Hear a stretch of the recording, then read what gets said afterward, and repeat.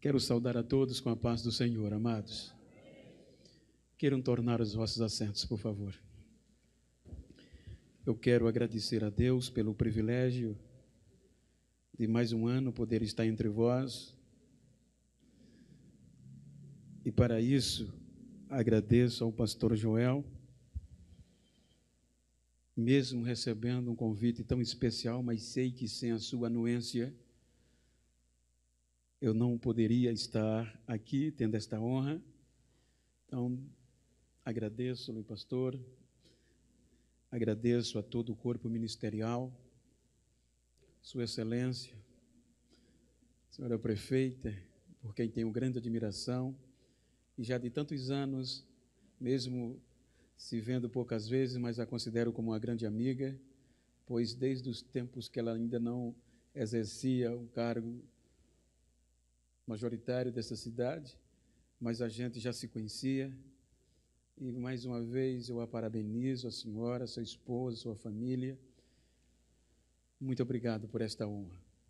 A todos os que compõem o poder legislativo, aqui tão bem representado por Sua Excelência, presidente da Câmara, a quem quero, em seu nome, agradecer a todos os demais e todo o secretariado aqui presente. Deus os abençoe.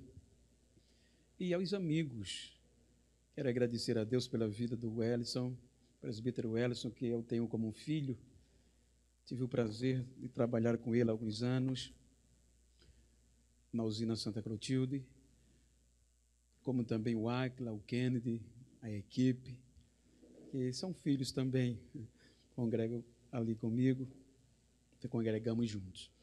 E a igreja, que Deus abençoe a vocês. E Deus me deu o prazer de estar hoje com dois amigos, o evangelista Alexandre, pastor Wesley. Muito obrigado por se predispor a vir comigo e conhecer o pastor Givaldo, muito bom conhecê-lo, obrigado pelo carinho, as orações. E queridos, pastor Amaro, nosso primeiro vice-presidente da igreja, e na ausência do presidente, ele é o nosso presidente, e eu louvo a Deus pela sua vida, pastor, pela vida do Amós, presbítero Almerindo, e eu aprendi desde novo de aonde há uma autoridade superior a mim, eu não abri a boca.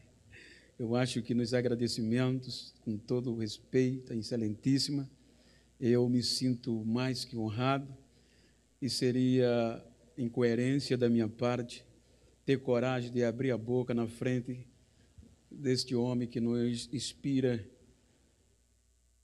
e que tenho o prazer de o também considerar como meu pastor. Então, eu passo essa honra de ministrar ao Senhor. Não, meu filho, fique à vontade, faça o trabalho, em nome de Jesus. Tá bom. Então, com a sua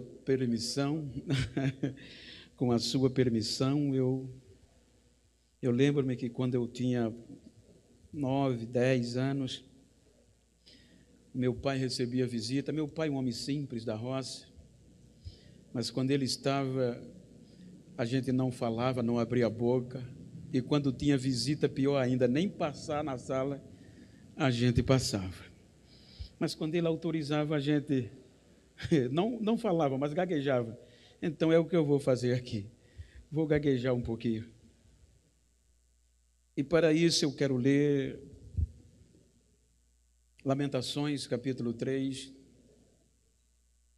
uma expressão de um livro que tem uma importância tremenda, sobretudo na história dos hebreus.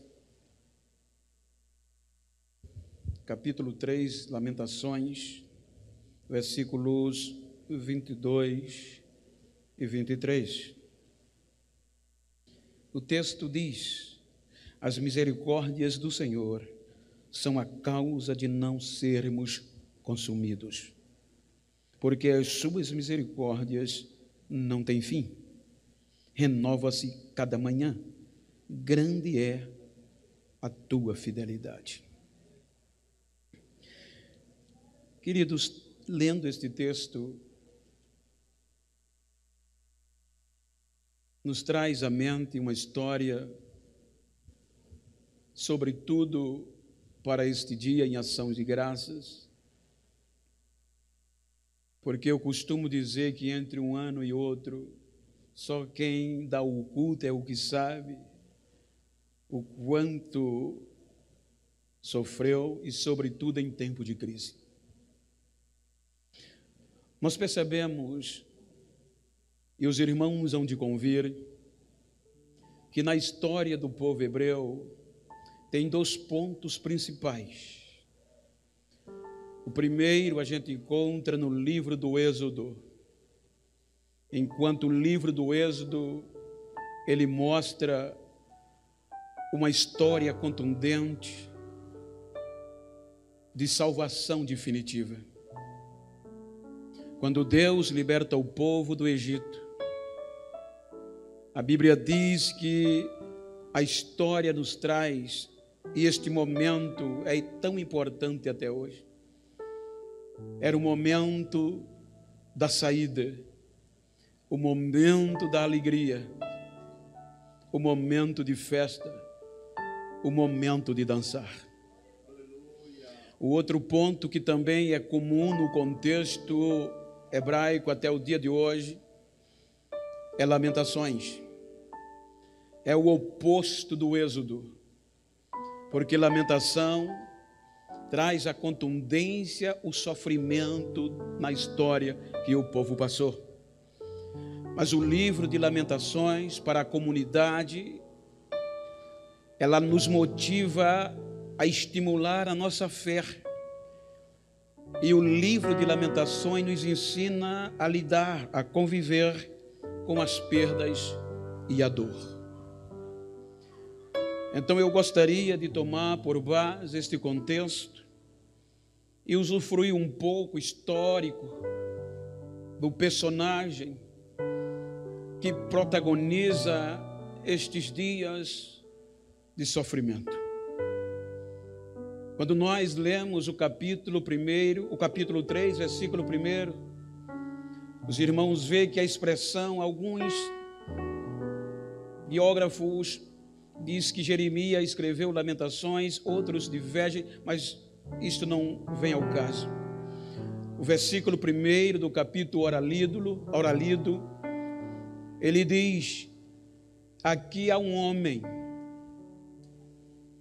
que viu o que é aflição pelo furor do Senhor. Quando nós observamos a história de Jeremias, a Bíblia diz que Jeremias era filho de sacerdote. Então, como filho de sacerdote, dentro de uma ótica histórica, Jeremias jamais tinha sonhado, Jeremias não tinha planos de ser profeta, no contexto do oráculo, literalmente falando. Todos os filhos de sacerdotes, os seus sonhos era se tornar sacerdote e um dia ser sumo sacerdote. Então a gente percebe que toda a formação da infância, na adolescência, Jeremias era preparado para isso na cidade de Anatote, até porque a cidade de Anatote era cidade sacerdotal. A história e a Bíblia diz que Jeremias foi criado ali, se preparando para o sacerdócio, para os 30 anos ser efetivado, e até os 50 orar para ser sorteado, para servir no santuário de Deus. Mas diz um contexto histórico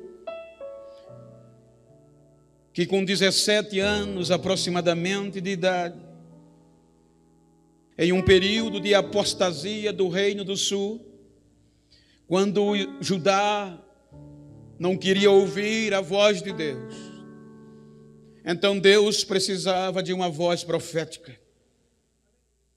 Então Deus dentro de um contexto construtivo, dá para perceber que ele contraria os projetos e os sonhos do jovem Jeremias.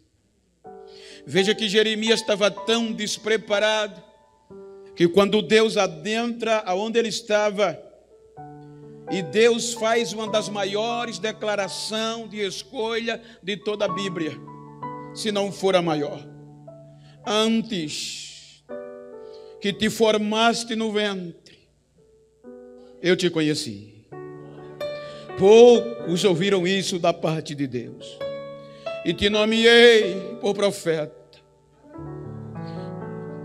E ele nasceu num berço sacerdotal. Isso foi tão impactante, porque Jeremias sabia quem era Judá, a rebeldia, como filho de sacerdote. Porque filho de pastor, querendo ou não, ouve coisas que outros não ouvem. Então Jeremias sabia a história de profetas passados. Então Deus disse: eu te nomeei como profeta às nações. E eu creio que trêmulo Jeremias questiona Deus.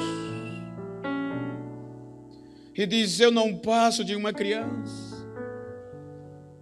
Eu não sei nem falar, eu não estou preparado nem para saber dizer o que o Senhor quer. Eu sou inexperiente. Deus disse: não diga isso, porque fui eu que te escolhi, e aonde eu mandar você ir, você vai ter que ir. E o que eu colocar na tua boca, você vai falar. Em síntese, que eu sei o que é a restrição de horário, a Bíblia diz que Jeremias, a partir daqui o seu conceito muda. Sai de Anatote para profetizar a poucos quilômetros. A chamada de Jeremias se deu ainda com Josias. Jeremias acompanhou a reforma religiosa e a sequência da dinastia davídica com Jeoaquim, filho de Josias. Então, pela insensibilidade judaica, pela rebeldia do povo judeu, então Jeremias começa a advertir de um juízo iminente, de um juízo devastador, caso não viesse arrependimento da parte de Judá. Mas o interessante é que as primeiras profecias duras, concretas de Jeremias, não começou de baixo para cima, começou de cima para baixo. Na porta do templo, ele começava a pregar a mensagem dura que Deus lhe dava, e isso incomodava, porque em toda a história, o problema maior não é o povo,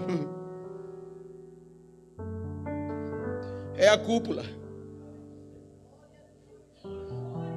Então Jeremias profetiza: caso não houvesse arrependimento de cima para baixo, o juízo viria.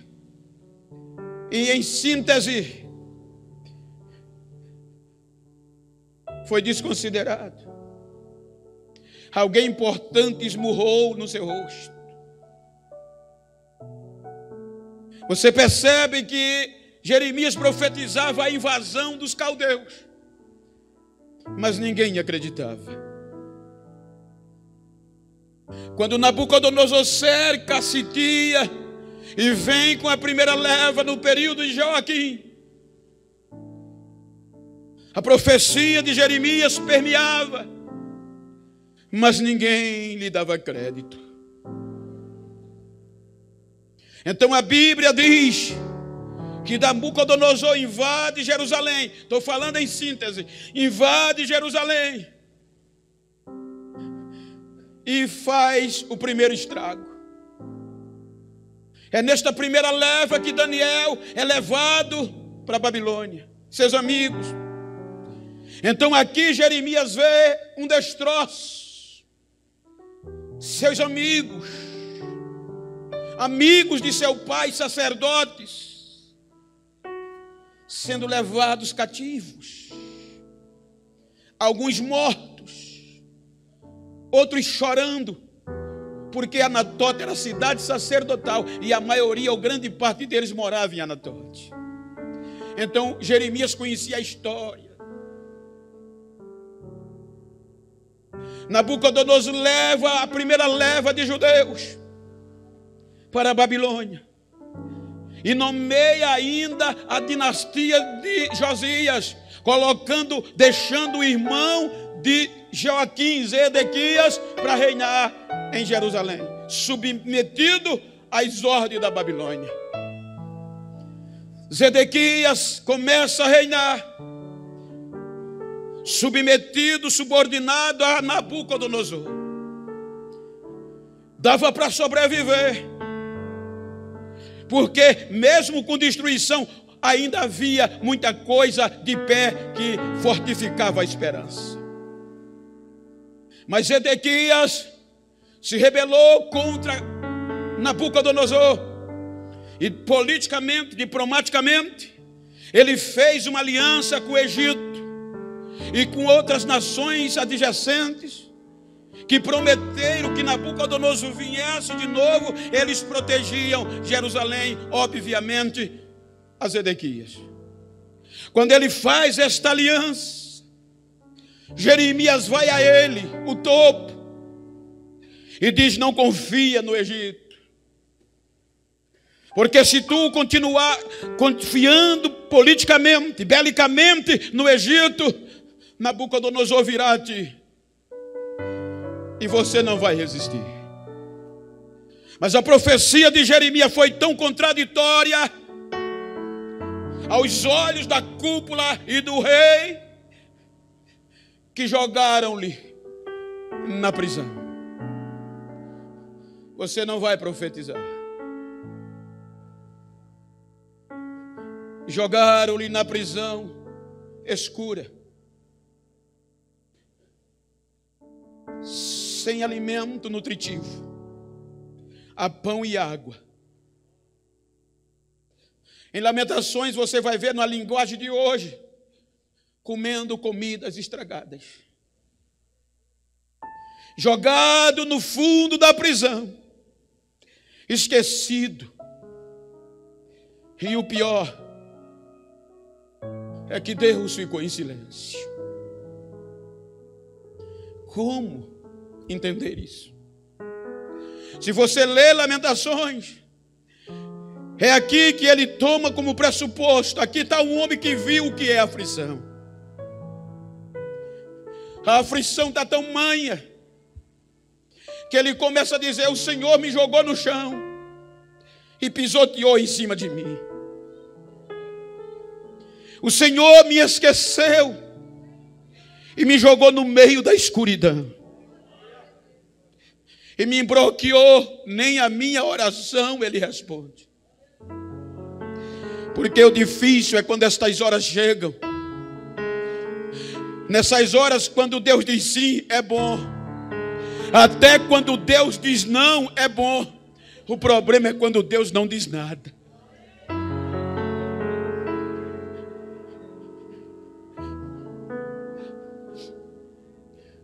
Ele diz: o Senhor me esquadrejou. Na linguagem de hoje, está dentro do contexto. Ele diz: o Senhor me bateu na cara, nas costas, com a costa da mão, o dia inteiro Ele bateu em mim. Ele quebrou os meus ossos e eu só fiquei o couro e o osso.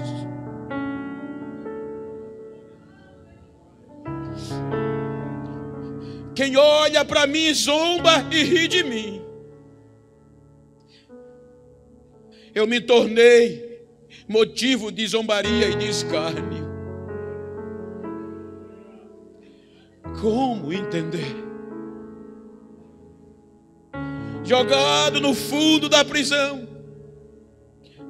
achando que Deus não estava lhe vendo.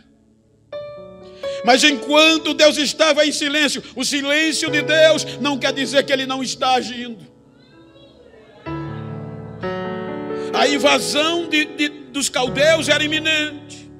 E a Bíblia diz que os desertores, que com medo de Nabucodonosor fugia para a Babilônia, entre eles e Adalias, quando chegava na Babilônia, ia dizer e começava a comentar: dentro de Jerusalém tem um profeta, homem de Deus, que profetiza a verdade. E a notícia, diz a Bíblia, que chegava nos ouvidos de Nabucodonosor, que dentro de Jerusalém, na prisão fria, tinha um profeta injustamente maltratado lá dentro. E ele sendo massacrado na prisão, comendo cinzas, e isso machucou ele por dentro. Isso machucou ele por dentro. Chegou o ponto, quando vai chegando em parte desse capítulo de Lamentações, que ele diz: o Senhor desviou os meus caminhos, se esqueceu de mim e me abandonou. Eu já não vejo mais esperança no Senhor. Eu vou me lembrar dessas aflições. Como eu vou me lembrar. Mas aí o versículo 21 ele vai dizendo: mas tem uma coisa que eu também me lembro, e é nessa que eu estou agarrado. É nessa única coisa que eu tenho esperança. Em que é que as misericórdias do Senhor é a causa de nós não sermos consumidos.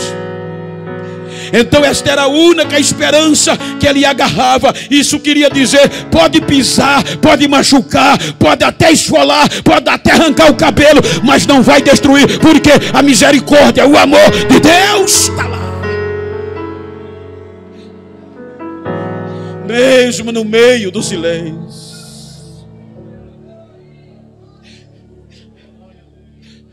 Ele diz: cheguei ao fundo do poço,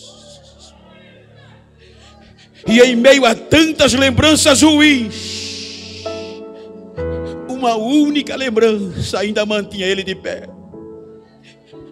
E ele se agarrou nela como a única esperança. E qual era? É que a misericórdia do Senhor é a causa de não sermos destruídos. E toda manhã ela se renova, e a sua misericórdia não tem fim. Nos livros mais próximos do original, a palavra misericórdia não é repetida, mas a segunda vez ela diz o seguinte: o carinho do Senhor, o amor do Senhor se renova a cada dia. Ou seja, misericórdia está voltada para a graça, voltar o coração para a miséria dos outros, solidariedade. Ou seja, mesmo no fundo do poço, Deus estava dizendo: eu gosto de você, você é especial, eu tenho um carinho por você.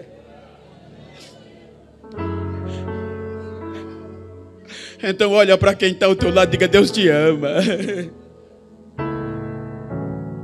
Se agarra nisso.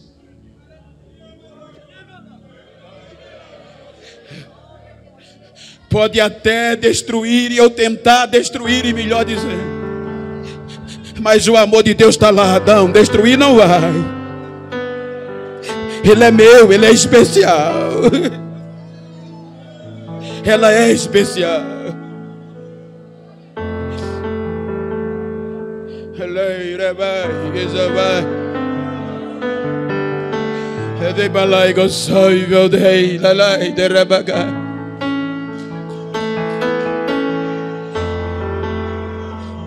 Só esta misericórdia, só esse amor faz alguém dar culto em ação de graça em tempo de crise.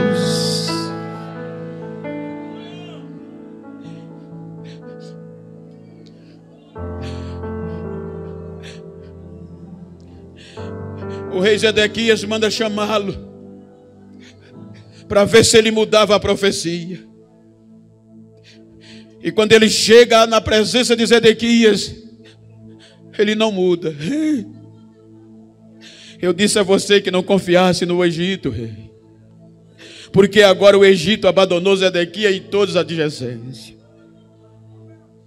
Mas ele faz um pedido a Zedequias: rei, não me deixe voltar para aquele lugar, mas não. Dá para entender. É difícil entender Deus.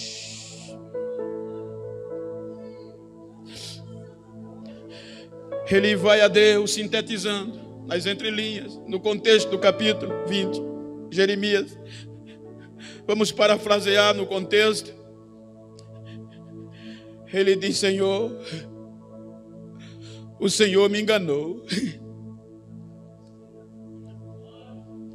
O Senhor me iludiu.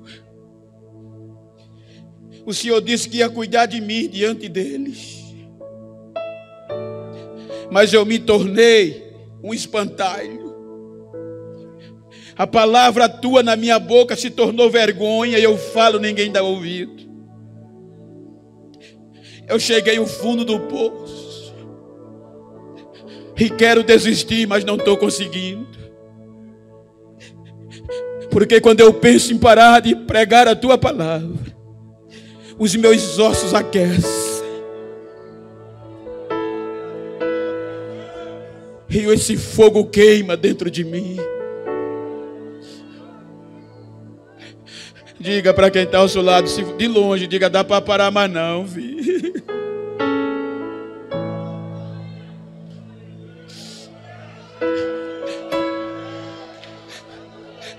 Você ainda tem direito de gemer. Muitas vezes só é o que Deus nos dá direito de gemer.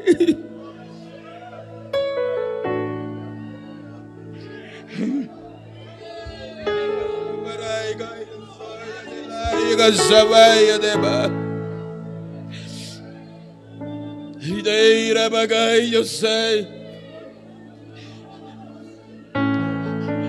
Eu vou dizer algo que eu estou falando em coisas grandes, em culto de ação de graça é coisas grandes. Eu disse uma vez só, vou dizer aqui de novo, um dos meus maiores sonhos quando Deus me chamou, lá na usina Santa Clotilde. No ano 2000 eu comecei a pastorear a igreja e aquilo entrou no meu coração, nos meus ossos. Eu vivi a igreja. Reformei, construí com a aquiescência do meu pastor. Mas o meu sonho era pastorear um campo. Eu sonhava tomando posse. Em 2005, o pastor me chamou no gabinete e disse: olha, nós vamos te separar para evangelista, para pastor, para você e para... Saí dali radiante. Cheguei em casa com alegria, contei para minha esposa. Só que passou 2005, 2006, 2007, nada. Silêncio. 2007 me chamaram e disseram: tem uma cidade para você. Você quer ir? Eu vou. 2008, 2009, ninguém disse mais nada. E eu me acostumei a ficar gemendo. Era o único direito que eu tinha. Alguém dizia: por que tu não vai no gabinete do presidente? Eu digo: não é por aí. Deixa eu gemer um pouquinho mais.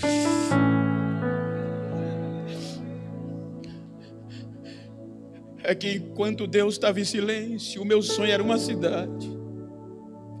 Mas Deus em silêncio estava preparando o mundo. O Brasil. Mas Ele silenciou, não disse nada. Em 2012 alguém importante me chamou e disse: olha, tu é o quarto na relação. O pastor não quer te dar qualquer campo.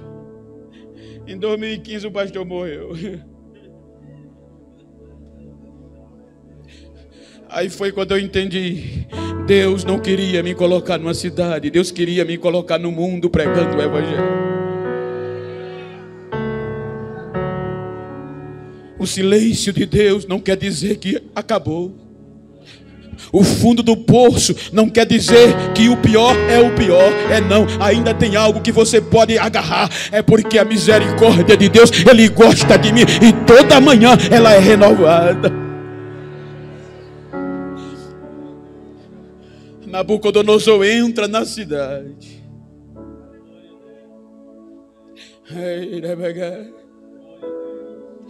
Jeremias era alvo fácil de ser atingido, porque agora ele estava detido no pátio da guarda.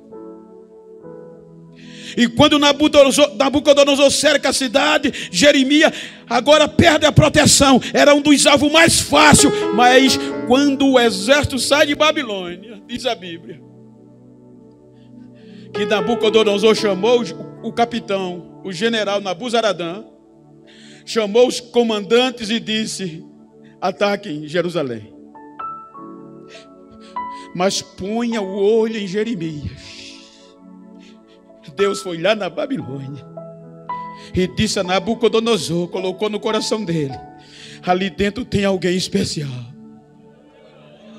O exército já veio com essa ordem: não toque em Jeremias e não lhe cause mal, proteja ele, e tudo que ele falar, vocês têm que obedecer. E quando o exército destruiu os muros, quando o exército destruiu a cidade, massacre total, só ficou a cinza, só ficou o pó. E agora a ordem de Nabucodonosor era a Gedalias, o futuro governador: tire Jeremias do perigo, proteja e leve para casa. Agora ele sai do pátio direto para a casa do governador. Você sabe o que é isso? E o governador, autorizado pela maior potência da época, o mais especial era Jeremias. Então a ordem era: só ficou a bagunça, só ficou a miséria. E Nabucodonosor mandou dizer: diga a Jeremias, se ele quiser vir para a Babilônia, eu cuido dele.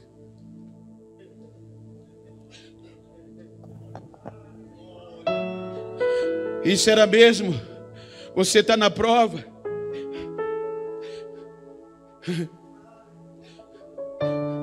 Desacreditado. E alguém mais importante dizer: não, ninguém toque em você, não, eu cuido de você. Era uma oportunidade que qualquer um queria ter. Deixar o desgraçado, a miséria, os entulhos de Jerusalém e ir para a Babilônia. Mas ele disse: não. Ele podia. E vou dizer para quem não tem esperança: ainda há esperança. Pregar em culto e ação de graça é bom. Profetizar em congresso é bom. Eu quero ver profetizar no entulho, quando ninguém acredita mais.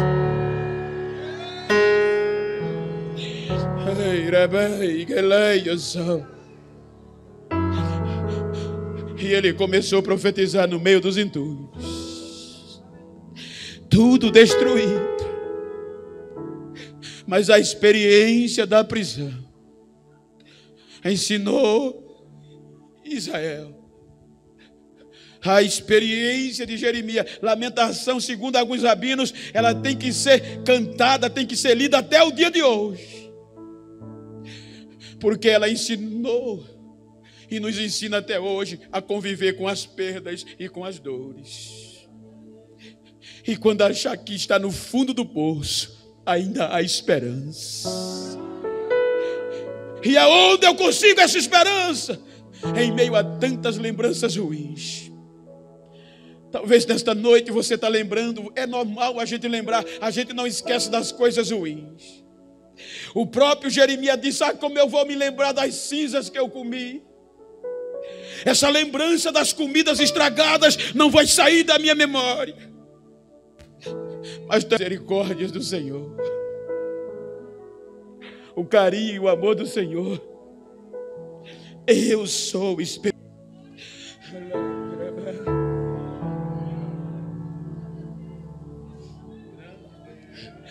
Bata no peito e diga: eu sou especial. Então nesta noite eu vim pregar para quem está no fundo do poço. Eu sei que nessa crise você teve perdas, você talvez teve derrotas e sentiu dor, mas você é especial.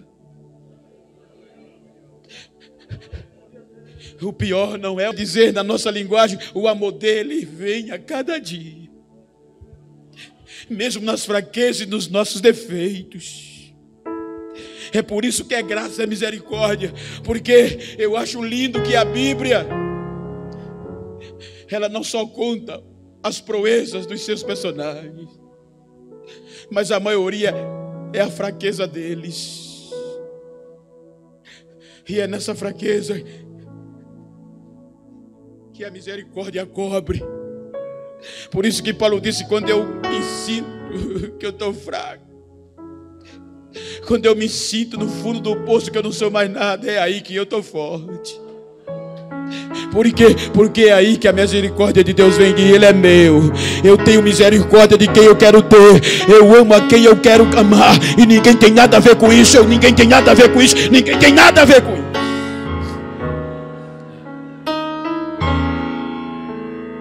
Eu lembro-me, vocês talvez já ouviram, quando eu não valia nada, quando olhavam para mim e dizia preto, pobre, analfabeto. Esse negro, dizia o meu pai, não vai valer nada. A misericórdia foi lá.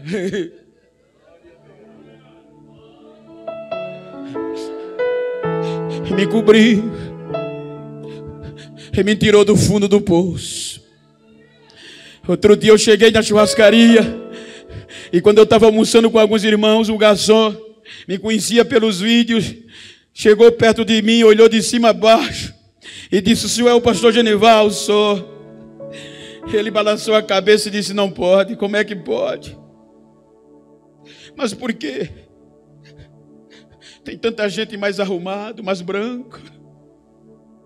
E Deus foi dar isso que o senhor tem logo, o senhor. Eu gosto de quem eu gosto. Não depende de quem quer nem de quem corre, é de quem eu tenho misericórdia. Então diga, Deus gosta de mim. Eu sou especial. Ponto final, viu? Você gosta ou que não gosta.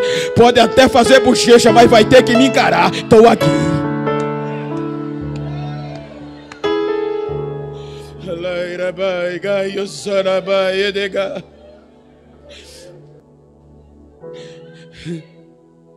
Quando um homem feito a história desse homem vem dizer, eu não tenho mais esperança. Deus pisou de homem, mas ele observou uma única saída do fundo do poço. E nessa única saída, em meio a tantas desgraças e memórias ruins, eu me agarrei. E qual foi, Jeremias? Na misericórdia. Ela é a causa de não sermos consumidos. E as misericórdias dele se renovam a cada manhã. E o melhor, ela não tem fim, é eterna. Então, ela não tem fim. Ela não se revela pela aparência, pela grandeza, pelo título, não. Ela não tem fim, ela é eterna, é para sempre. E ela vem para todos. Então, nesta noite, eu quero saber... Talvez você chegou aqui no fundo do poço. Talvez você chegou aqui pensando que é o fim. A aparência é uma coisa, mas a realidade é outra. Talvez você já não vê mais alternativas. Há questionamento, há silêncio. Mas eu vim aqui nesta noite dizer, ainda há esperança. Ainda há esperança. E que prova o Senhor dá isso?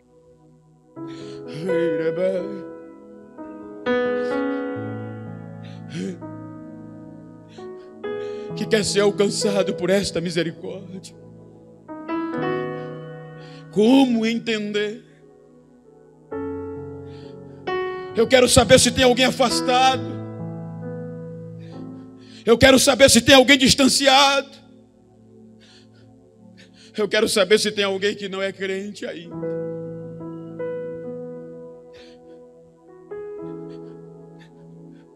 Eu quero saber se tem alguém desesperado. Ainda há esperança. As maiores mensagens de Jeremias foi no meio dos entulhos, quando aparentemente não havia mais esperança.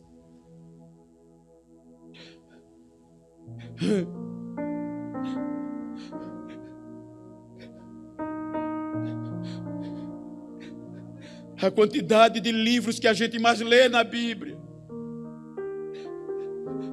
foram escritos em prisões.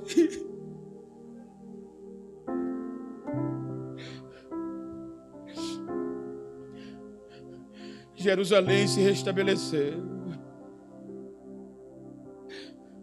A tradição diz que Jeremias, a história dele terminou no Egito.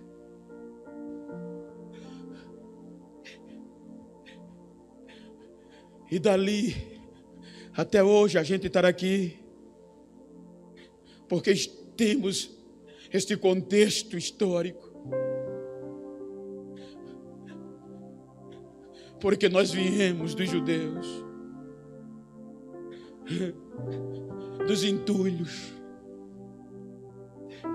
E hoje o Paço tem uma igreja linda por conta disso. Porque alguém do passado, outros do passado, se agarraram nessa única esperança em momentos de dificuldade. Alguém sempre me pergunta: Bento, como vai ser? O que você acha como vai ser depois da pandemia? A história diz que todas as crises, a igreja sempre saiu melhor. Porque no meio da crise, a maioria sempre se agarra nesse detalhe: a misericórdia de Deus.